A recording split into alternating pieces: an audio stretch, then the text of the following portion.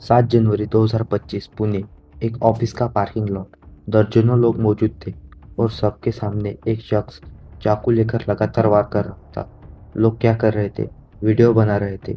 कोई बचा नहीं रहा था। 5 लाख का उधार, ब्लड शुगर का झूठा बहाना, आंखों की सर्जरी के लिए मांगे गए पैसे, एक दोस्ती का अंत खून से हुआ। बात तब बढ़ी जब हत्यारे ने खुद अपना हथियार जमीन पर फेंक दिया। क्या दोस्ती में धोखे की कीमत जान होती है? आज के इस बुक पर the case of Shubhada and Krishna. कहानी शुरू होती है पुणे की WNS ग्लोबल सर्विसेज में से, जहां 28 साल की शुभदा कोडारी और 30 साल का कृष्ण सत्यनारायण कनौजिया काम करते थे। उनकी दोस्ती गहरी थी, लेकिन इसकी नींव में छुपा था एक 5 लाख का कर्ज।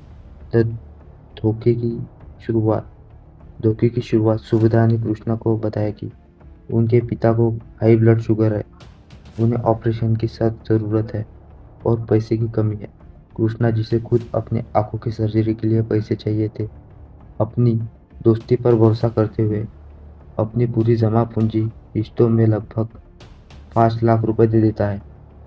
लेकिन जब कृष्णा को अपनी सर्जरी के पैसे चाहिए थे और उसने शुभदा से अपना उधार लौटाने की बात कही, तो उसे सिर्फ वादे और टाट मटोल मिली। यही कृष्णा के मन में शक पैदा कर हुआ जाता है। सत्य सामने जब सत्य सामने आता है कि जब कृष्णा सुभद्रा के पिता से मिलने जाता है, तो सच सामने आ जाता है। वह दिल दहला देने वाला था। उसके पिता का कोई बीमारी नहीं थी, कोई सर्जरी भी नहीं हुई थी। कृष्णा को एहसास हुआ कि उसके साथ एक फ्रॉड हुआ है। जब तक सुबेदा को यह पता चलता, तब तक बहुत देर हो चुकी थी। तारीख थी 7 जनवरी 2025 की शाम। करीब 6:15 बजे WNS की पार्किंग में डे शिफ्ट खत्म हो रही थी और नाइट शिफ्ट शुरू हो रही थी। यह वो भीड़भाड़ का वक्त था जिसके सामने यह सब होने वाला था। कृष्णा ने सुविधा का सामना किया। जब सुविधा ने पैसे लौटाने से साफ इनकार कर दिया, तो कृष्णा का सर टूट गया। उसने अपने साथ लाए एक बड़े चाकू यानी क्लीवर से सुबेदा पर कई वार किए। खासकर उसके दाहिने हाथ की नसें बुरी तरह से डैमेज हो गई। सुबेदा जमीन पर गिरी और दर्द से चीख रही थी। सबसे भयानक मंजर वो था, उस वक्त वहां दर्जनों लोग थे। कोई मदद के लिए नहीं भागे आया। सब तमाशा देख रहे थे। कुछ तो अपने फोन से वीडियो तक बना रहे थे, लेकिन किसी की हिम्मत नहीं हो रही थी कुछ करने की। अभी भी सुविधा किसी तरह अपने पिता को कॉल करके हमले के बारे में बता रही थी। तभी कृष्णा ने फोन छीनकर उनके पिता से कहा, अब उसके पैसे वापस करो। और उसने अपना चाकू जमीन पर फेंक दिया। हथियार के हाथ छूटते वह भीड़ जो अभी तक किताबी शेर बनी थी, एक्टिव हो गई। उन्होंने कृष्णा को पकड़ा और पीटा। सुबेदा को अस्पताल ले जाया गया। अस्पताल में डॉक्टरों ने कोशिश की, लेकिन लो ब्लड शुगर और चाकू के वार से और एक्सक्लूसिव बिल्डिंग के कारण कार्डियक अरेस्ट से सुबेदा की जान चली गई। 5 लाख रुपए के लिए एक जिंदगी खत्म हो गई। अभी भी कृष्णा जेल में है। उस पर मर्डर के चार्जेस लगे हैं और उस पर कार्रवाई चल रही है। सुबेदा के परिवार ने फांसी की मांग की है। क्या सुबेदा को न्याय मिलेगा, या फिर ये केस भी टाइम ही लेता रहेगा?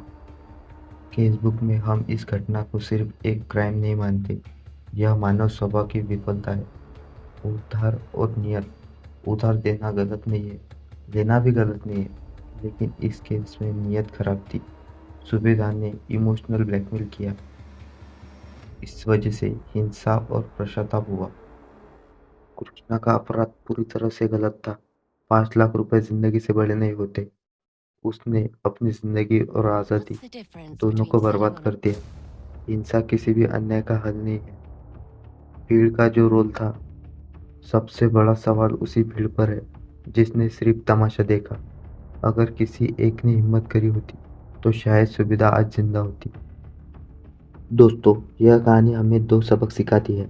पहला, सोच समझकर उधार दे, उतना ही जिसे आप भूल सके। दूसरा, जरूरत पड़ने पर कहना सीखे, किसी भी कीमत पर हिंसा का रास्ता न अपनाए। आपकी इस केस पर क्या राय है? क्या भीड़ का चुप रहना ही सही था? नीचे कमेंट्स में ज़रूर बताएं। मैं हूँ साहिल, जल्दी लौटूंगा केस बुक कर एक और नई और अनसुनी कहानियों के साथ। तब तक के लिए सिर्फ सतर्क रहिए, सुरक्षित रहिए। जय हिंद। अगर आपको कुछ मुझे नए केस सजेस्ट करने हैं तो डिस्क्रिप्शन में मैंने मेल दिया हुआ है, उधर जाके मुझे मेल कीजिए।